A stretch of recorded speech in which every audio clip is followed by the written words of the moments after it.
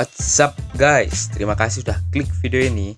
Semoga kalian yang menonton video ini diberikan kesehatan dan dijauhkan dari wabah penyakit yang menimpa kita saat ini guys. Di sini saya akan menceritakan alur lengkap dari film The Mechanic. Film ini rilis pada tahun 2011 dan dibintangi oleh aktor Jason Statham. Film ini memiliki ide cerita yang sangat menarik guys, yakni menceritakan seorang pembunuh bayaran yang membunuh targetnya seolah-olah target tewas karena murni kecelakaan guys. Jika kalian penasaran, tonton video ini sampai habis ya guys. Oke, langsung saja kita ke videonya, let's go.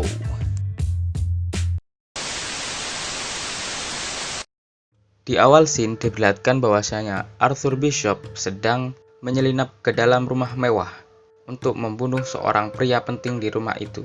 Dengan pintarnya, Bishop membunuh target seolah-olah target tenggelam di kolam renang. Meskipun dijaga dengan beberapa pengawal, si pengawal tidak menyadari bahwasanya bosnya sudah tewas terbunuh. Dan Bishop berhasil lolos dari rumah tersebut dan berhasil menyelesaikan tugasnya. Dan film pun dimulai.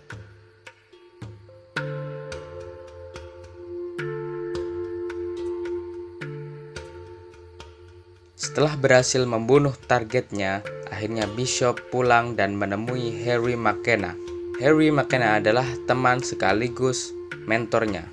Di sana dia sedikit berbincang tentang anaknya yang bernama Steve McKenna. Setelah selesai, akhirnya Bishop mengambil bayarannya dan malamnya mampir ke klub malam.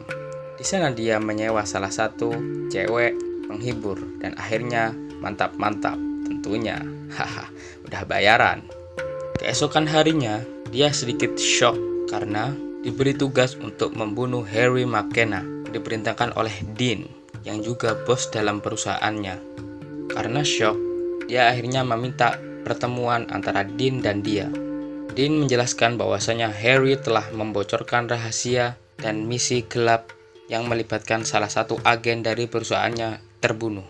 Dan pada akhirnya, dengan ragu, Bishop menyusun rencana dan membunuh Harry seolah-olah Harry terbunuh akibat perampokan mobil.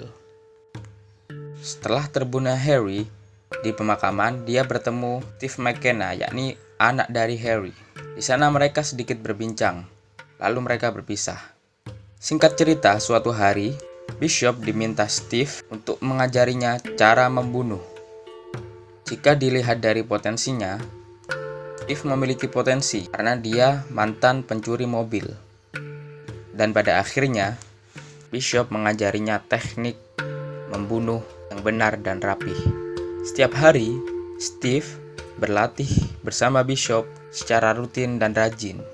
Dan akhirnya Steve diberikan job pertamanya untuk membunuh, yakni seorang pria besar yang merupakan pembunuh bayaran dari kelompok lain. Di sini ada satu scene yang memperlihatkan bahwasanya Steve sedang memegang alat musik milik Bishop. Langsung ditegur oleh Bishop. Di sini saya curiga, pasti ada maksud di baliknya. Oke, kita lanjut ke ceritanya. Tujuan utama Steve untuk belajar membunuh kepada Bishop yakni untuk mencari pembunuh ayahnya, yakni Harry McKenna, dan berjanji akan membunuhnya. Dan tanpa dia ketahui bahwa sebenarnya Bishop lah yang sudah membunuh ayahnya. Suatu hari, setelah semuanya terencana dan Steve telah melakukan pendekatan selama berminggu-minggu kepada targetnya, akhirnya Steve dekat dan diajak ke rumahnya. Di sana dia melaksanakan tugasnya, namun hampir saja gagal. Tapi untungnya dia menang saat perkelahian. Dia berhasil membunuh targetnya, namun tidak secara rapih dan keluar dari rencana yang telah direncanakan oleh Bishop. Seperti biasa, setelah melakukan pekerjaannya, dia mendapatkan bayaran dan refreshing lagi di klub malam dan mantap-mantap lagi lah.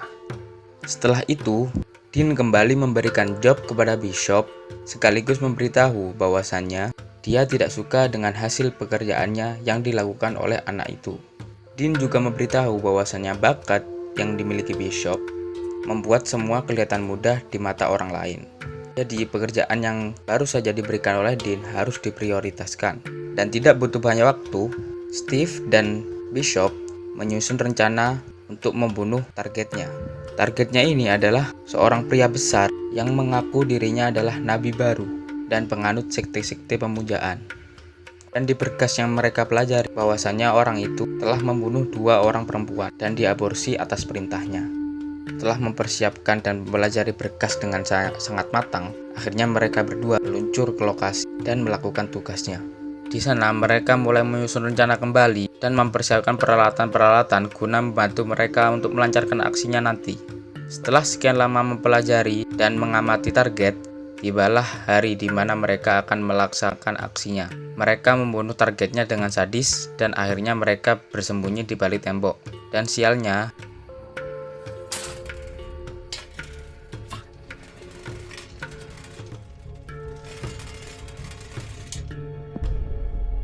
mereka ketahuan dan terjadilah aksi tembak-menembak antara kedua belah pihak. Namun, mereka berhasil lolos dan berhasil kabur dari tempat tersebut.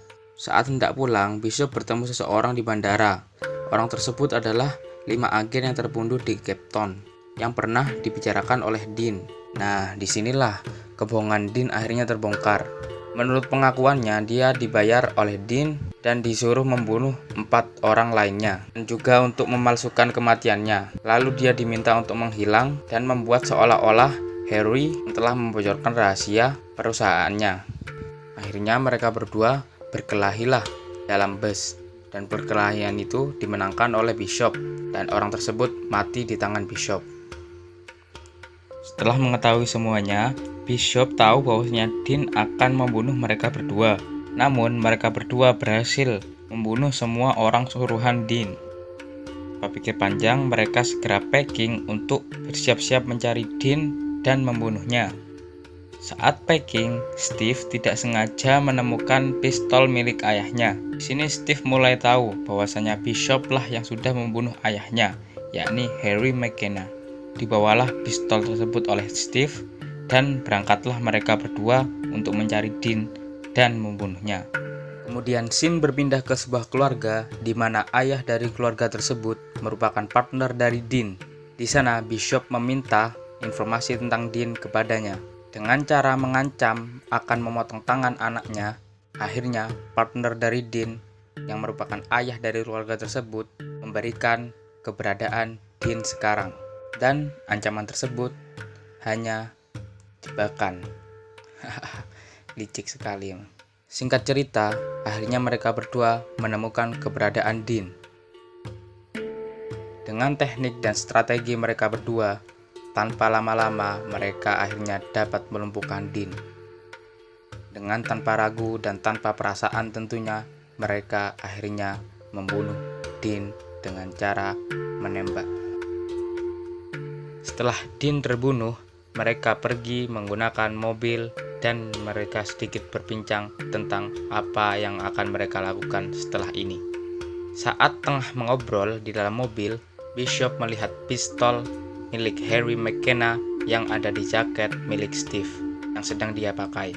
Di sini Bishop mulai curiga, jangan-jangan Steve sudah tahu bahwasanya dialah yang sudah membunuh Harry McKenna.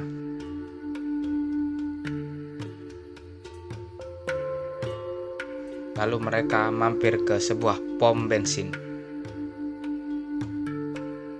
Dan saat mengisi bensin di pom, benar saja Steve berniat buruk kepada Bishop. Dia berniat membunuh Bishop dengan cara membakar mobilnya di pom tersebut.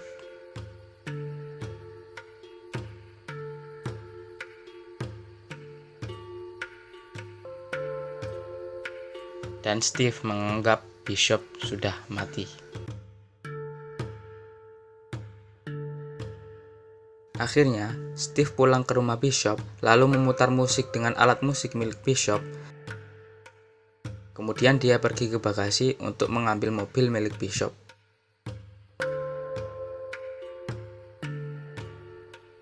Nah, di sini kita tahu mengapa di cuplikan tadi Bishop melarang Steve untuk memegang alat musiknya. Ternyata di alat musiknya telah dipasang bom oleh Bishop. Mungkin untuk berjaga-jaga kali guys ya. Lanjut, ketika Steve sedikit beranjak pergi menggunakan mobil Bishop, laju mobilnya terhenti karena melihat kertas di bangku mobilnya. Lalu dia membacanya. Isi suratnya adalah, "Steve, jika kau baca ini, berarti kau mati. Bishop." Anjay. Dan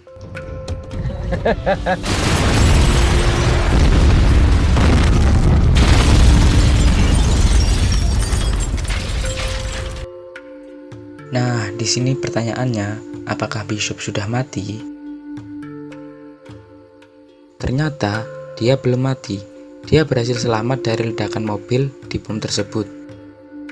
Keren gak tuh? Dan film pun selesai. Oke guys, terima kasih sudah menonton video ini. Jika kalian suka, jangan lupa like dan subscribe-nya ya guys. Sampai jumpa lagi di video selanjutnya. See ya!